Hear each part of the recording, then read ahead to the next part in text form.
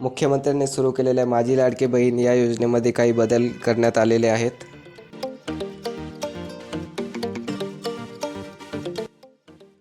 पहिला बदल म्हणजे माझी लाडकी बहीण या योजनेसाठी शेवटची तारीख ही 15 जुलै होती, पण आता त्या तारखेमध्ये वाढ करण्यात आलेली आहे. आता अंतिम तारीख ही 31 ऑगस्ट केलेली आहे. तुम्ही या योजनेसाठी 31 ऑगस्टपर्यंत अर्ज करू शकता आणि याचा लाभ तुम्हाला 1 जुलैपासून सुरू होईल.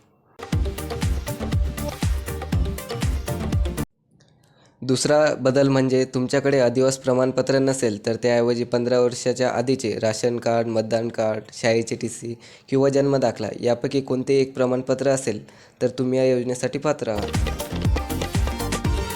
तिसरा बदल म्हणजे आधी मुख्यमंत्र्यांनी 5 एकर शेतीची अट ठेवली होती, पण आता ती अट वगळण्यात आलेली आहे. तुमच्याकडे जर 5 एकरपेक्षा अधिक शेती असेल तरी तुम्ही या योजनेसाठी पात्र आहात. चौथा बदल म्हणजे आधी वयाची अट ही 21 ते 60 वर्षे होती, पण आता ती नवीन बदलानुसार 21 ते 65 वर्ष एवढी करण्यात आलेली आहे. पाचवा बदल म्हणजे एखाद्या महिलेचा जन्म दुसऱ्या राज्यात झालेला असेल, पण तिने महाराष्ट्रातील पुरुषासोबत लग्न केलेलं असेल, तर त्या महिलेसाठी पतीचा जन्म दाखला, TC किंवा अधिवास प्रमाणपत्र हे कागदपत्रे लागतील. सहावा बदल म्हणजे एखाद्या महिलेकडे उत्पन्नाचा दाखला नसेल तर पिवळे किंवा केसरी राशन कार्ड स्वीकारण्यात येतील.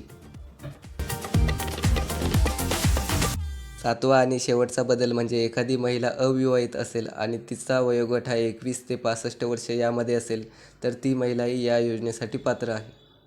माझी लाडकी बहीण या योजनेबद्दल अधिक माहितीसाठी आपल्या चॅनलला सबस्क्राईब करून ठेवा. धन्यवाद.